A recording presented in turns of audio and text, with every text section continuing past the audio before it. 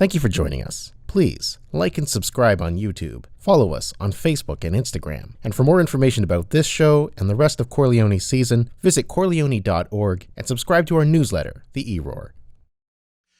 This episode of Chor Leoni Inside is proudly sponsored by Leanne Dennis and Robert Aguayo. Leanne is a beloved member of the Corleone Board of Directors, and we thank you both very much. They say it's all right. They say it's all right. Say it's all right. Have a good time, 'cause it's all Hello, right. everybody, and welcome to yet another episode of Chor Leoni Inside. My name is Erick Light, and I am the artistic director of Corleone Men's Choir here in Vancouver, British Columbia, Canada. And we have a great show today. Owain Park, who is the director of the vocal ensemble, the Gesualdo Six, will be joining us and sharing a lot of just great performances that they've created to be able to share online. I got to know this group, strangely enough, through a composing competition that Corleone does. We do annually a competition called C4, the Canadian Choral Composition Competition. And one of our submissions was from a composer here in the Vancouver area, Gerda Block-Wilson, and she submitted a piece, a little part song really, called "O Little Rose, O Dark Rose," and I named it as one of the finalists, and so we performed it at our C4 competition concert, and we loved doing it. But lo and behold, about a month after that, I saw this group from London, England, singing this piece online in preparation for them going on a Canadian tour in 2018. So I got to know all about Gesualdo Six because of a piece that we premiered as part of a competition. It was a very strange way to get to know a great group, but I want to play for you right now the work that brought this all together by composer Gerda Block-Wilson. And here is the premiere of "O Little Rose, O Dark Rose," sung by Corleone Men's Choir.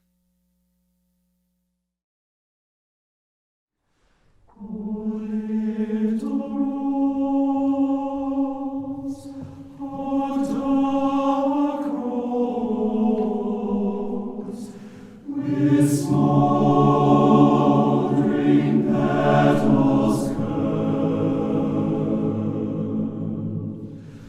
I am the wind that comes for you from the other side of the world.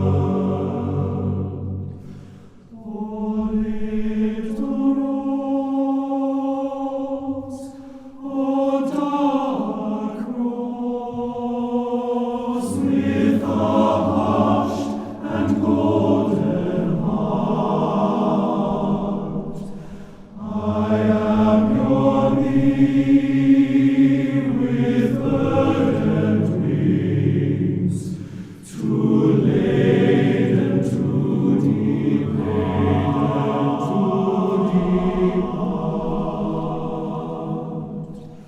O little rose, O dark rose, your soul, a sea of fire. I am the dew that dies in you.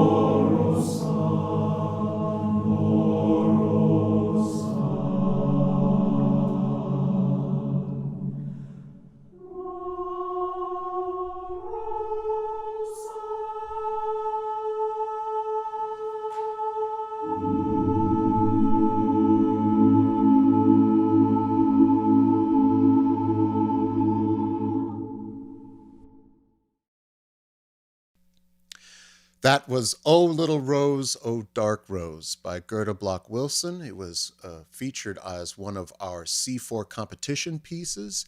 And it was also sung on a Canadian tour in 2018 by my guest today, Owain Park, and his amazing group, Gesualdo Six. Please welcome them. Hello, Owain. Hi, Eric. Nice to see you. Nice to see you too. I will encourage. I was going to maybe play both versions back to back on the show, but I thought maybe that's a little bit too much Rose for everybody. But I do encourage folks to go explore the internet, and you will hear it sung one on a part, and it's a totally different experience. But thank you for joining me. Really, in a nutshell, tell us just a little bit about Gesualdo Six.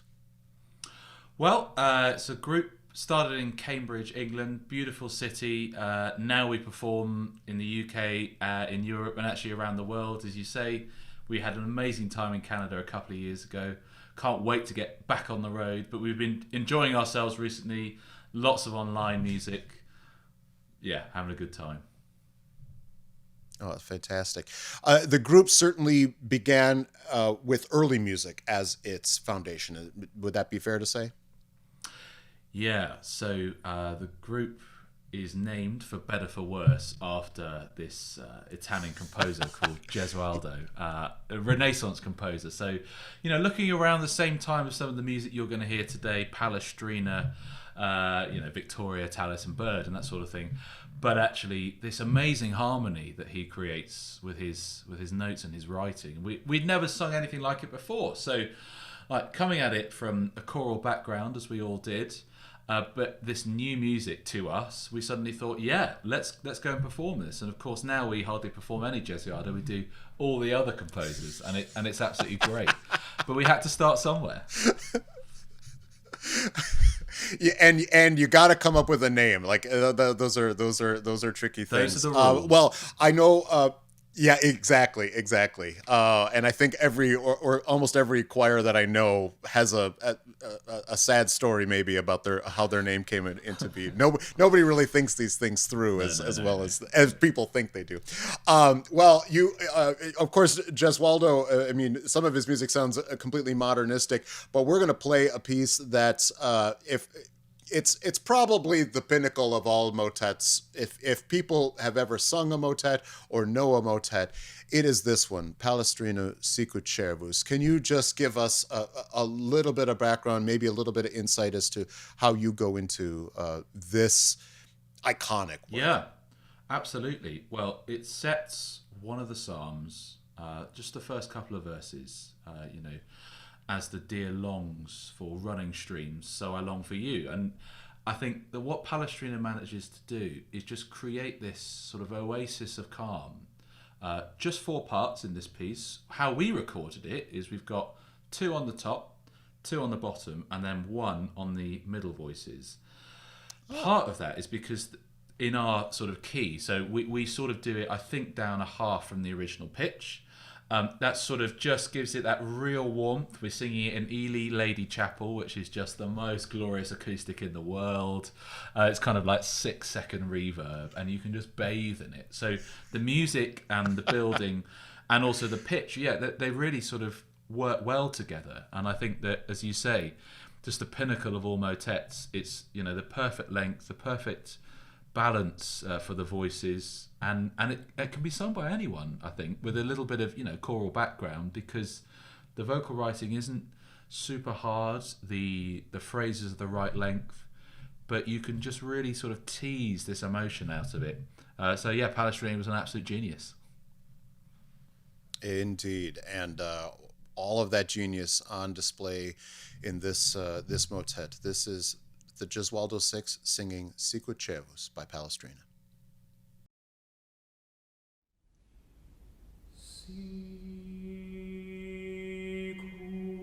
Oh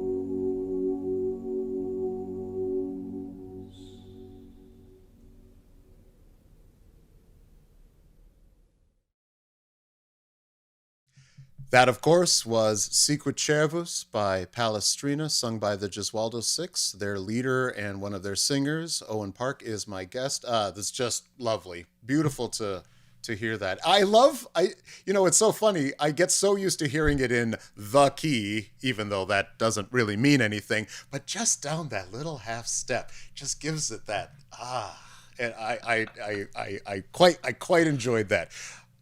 Yeah, good. I like the A you chose for that performance. Yeah, thank you. I'm pretty sure actually that I asked Joseph, who gives the notes, to do it in F, and then I think he misheard me, gave an F sharp, and then we just carried on anyway. So because that's just one take, that performance, because we went into Ely Cathedral, we didn't have very long to do it. We just wanted to sing something. It was one of the first things we did after coming out of lockdown, and so we just put a couple of cameras up and did it, and it was just great. No, it was lovely, and I bet that felt real good getting back to singing after a hiatus. Yeah. You, of course, early music has been, as you said, was kind of the impetus of the group's singing. But certainly new music has been a part of your work.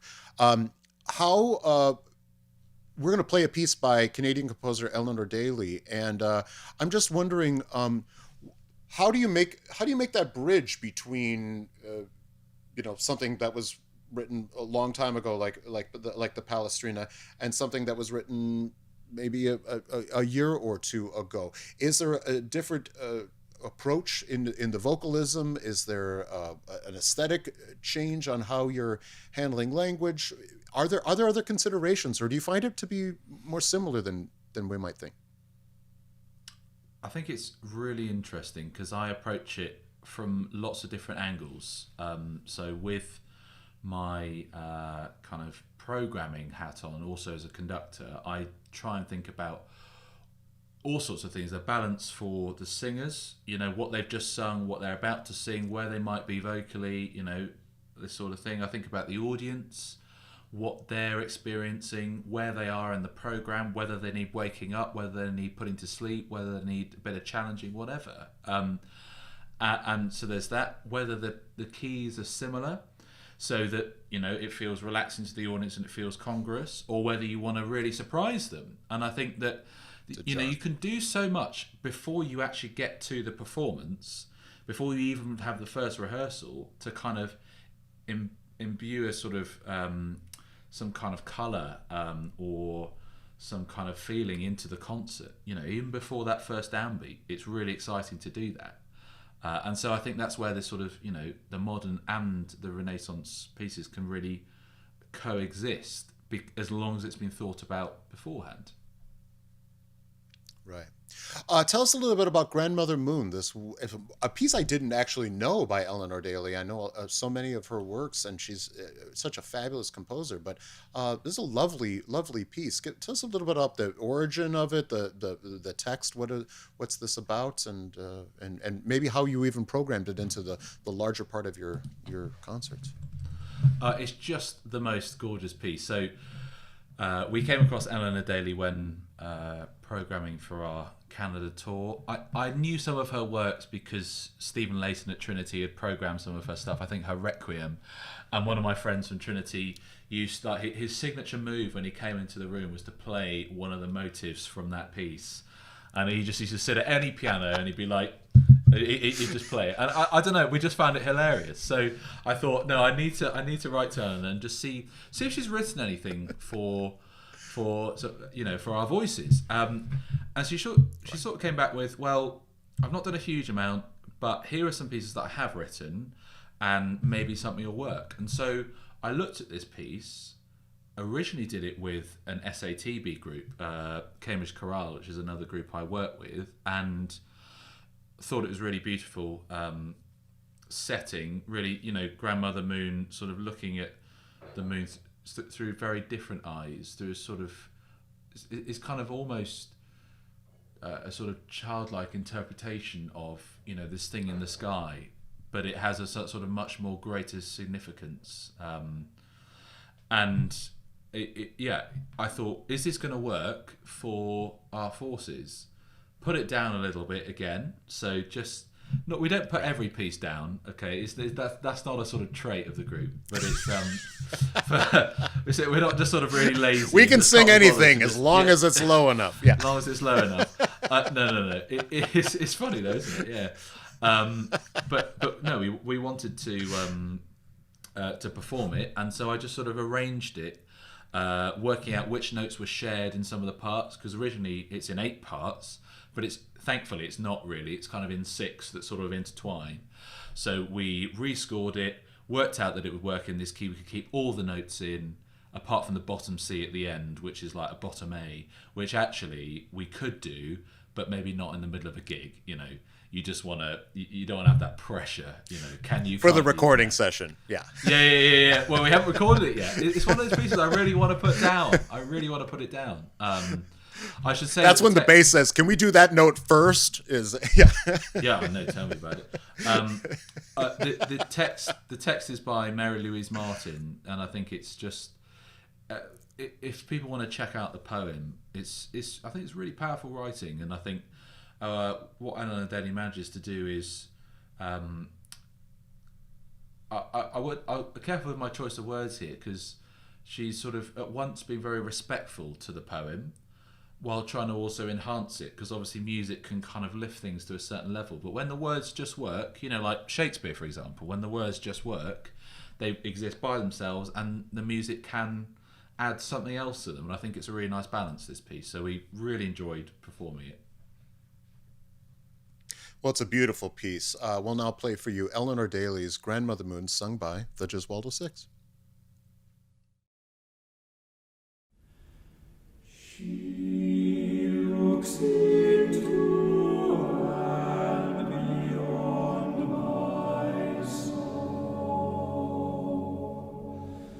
The lazy cedar boughs creating the shadows.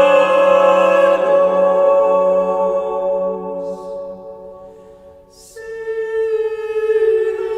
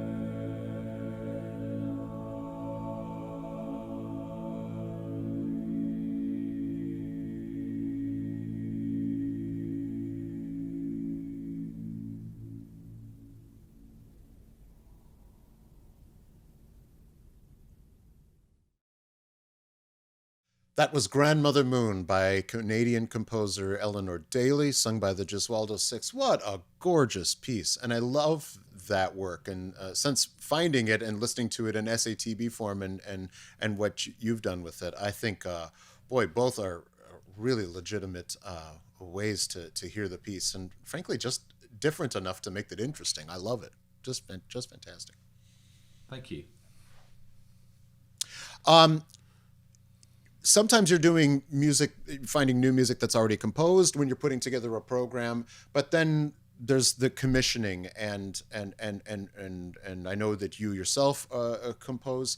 We're going to play a work called Einstein Considered Light. And can you tell me how you got to this piece and how maybe even commissioning might work into your life as an ensemble? Yeah, for sure. This piece came about. It's not one of our sort of direct commissions, but Dobrinka Tabakova, who is the composer, is somebody we would really like to work with in the future. And it was commissioned by another British ensemble called Opus Anglicanum. They've been really kind to us in a few of their commissions. They've sort of allowed us to perform, which is really cool. I actually wrote for them. I wrote 3 different pieces for them before I founded Gesualdo Six, so I sort of knew them already. So it's been a nice sort of collaboration with them. They don't seem to perform very much anymore. Their sort of members have sort of gone in different directions, which sort of makes sense. But they've left this really cool legacy of music, and it's a really nice resource for us to tap into. We performed the piece as part of London Sound Gallery, which is our first festival. I think in August of 2020, we sort of went, right, what we're going to do over the next couple of months. We didn't have any great plans. And then we thought, well, let's just put together a festival. Why not? So we invited lots of other ensembles to collaborate with us. We filmed it at a nice church in London. And our programme was sort of based around the planets. And, whereas we often perform sacred music, here we're performing stuff with a really kind of secular theme. So, science. Yeah, science. And it's, this piece is so cool because you just never think to sing all these words. Like Einstein in a piece of music is pretty cool. Like waves, quanta, theory, all these things. We sing all these words in this piece. It's a really inventive setting, and it goes right at the front of this program, which is kind of based on, science, the planets, mathematics, and that sort of thing. Just a really different angle and something we wanted to present to audiences, and something we kind of had to create this festival and this platform to do, because it's maybe not necessarily what people thought they wanted to hear, but now let's hope they do. Right. So I think it'll be very obvious to folks when they hear this piece, like what it's about. What is the origin of the actual text? It's really cool. So this is words that Einstein wrote down during the course of his life.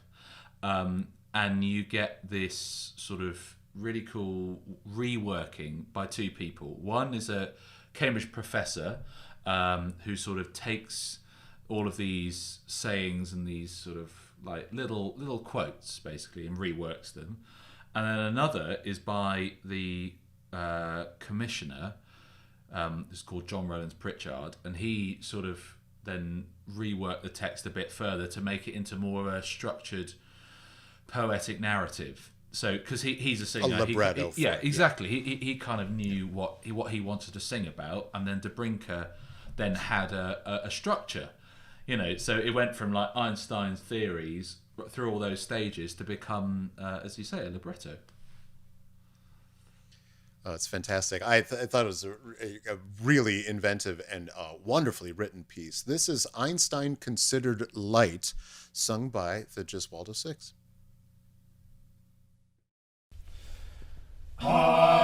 Einstein considered light, light as waves and as quanta, the wave theory of light, continuous functions in space, describing surely optical phenomena, will never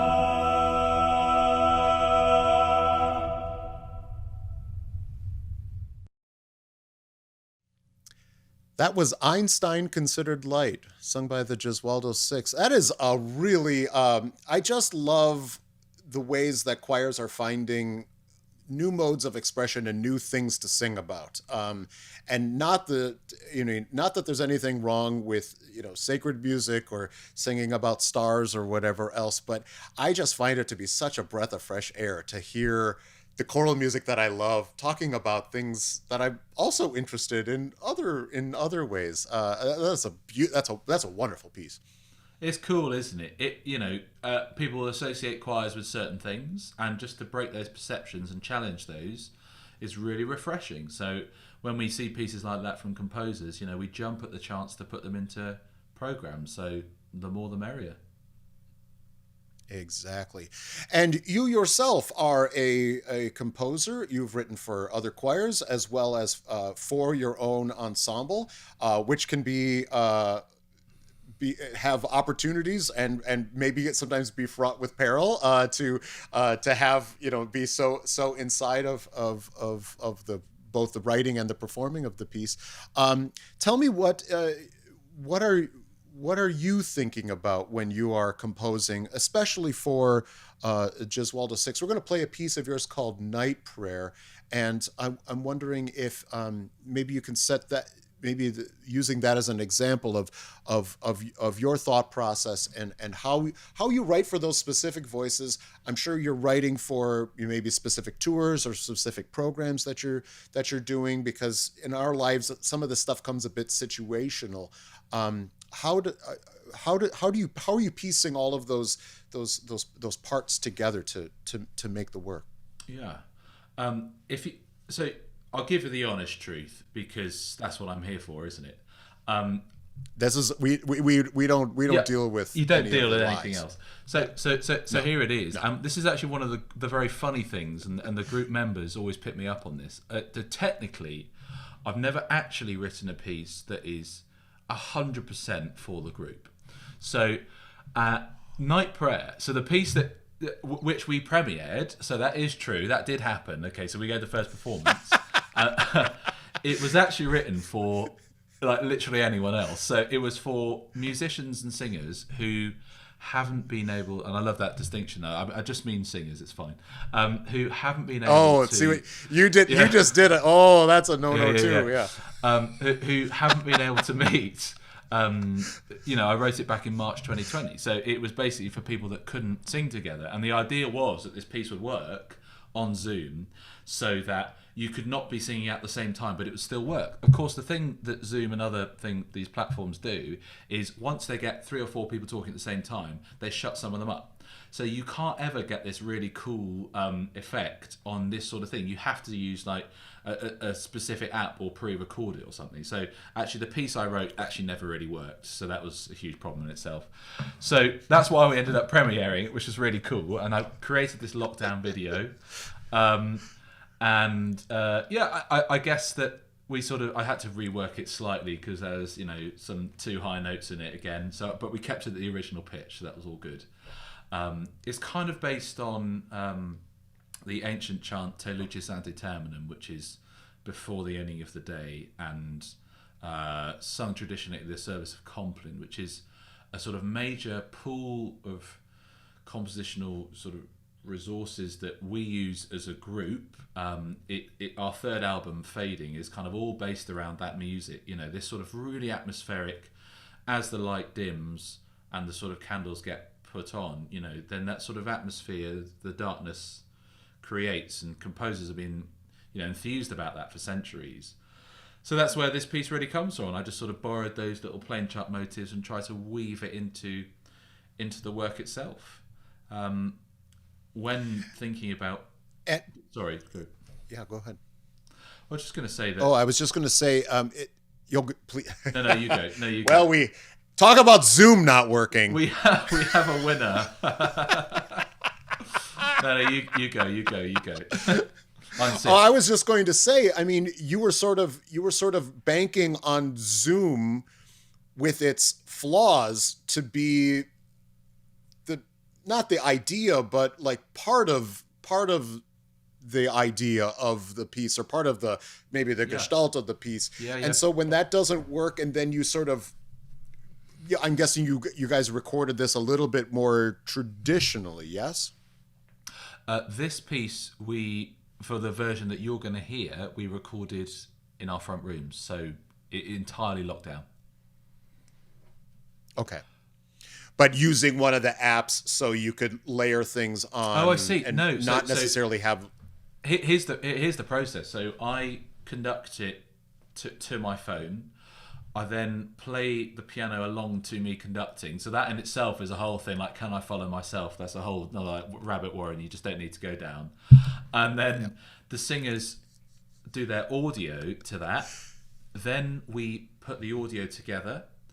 Then they mime along to that audio, because there's just no way that you can get the authentic cut. Yeah, it just doesn't quite work. You can do it, but what we want is for it to sound as good as possible and to look convincing, and to be so that they're not worried about what bar they're on or whatever. They can just really deliver the performance. And this is one of the first things we did, back in lockdown. It's all new to us, so we were just experimenting with the technology, and yeah, it's interesting to just look back on it and see where we were with it.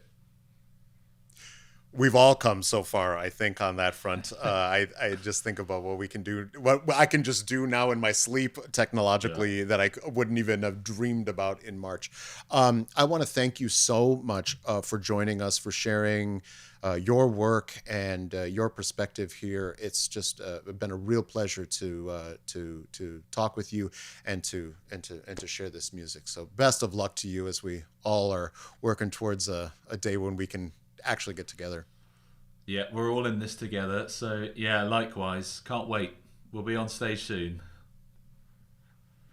I hope so. This is Night Prayer, composed by Owain Park, sung by the Gesualdo Six.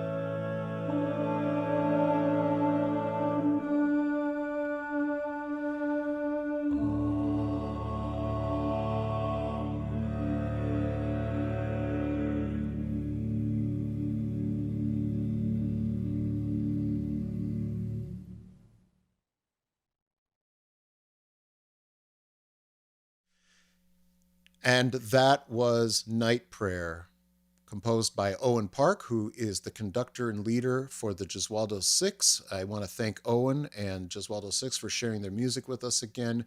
I want to thank all of you for tuning in and being a part of this little community that we've created here. We hope you're enjoying it. Hope it's broadening your perspectives. I know it is for me.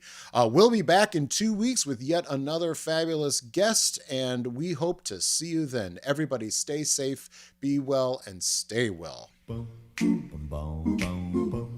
They say it's all right. They say it's all right. Say it's all right. Have a good time. 'Cause it's all right. Whoa, it's all right. Now we gonna move it slow. Up in the lights are low. When you move it slow, it feels like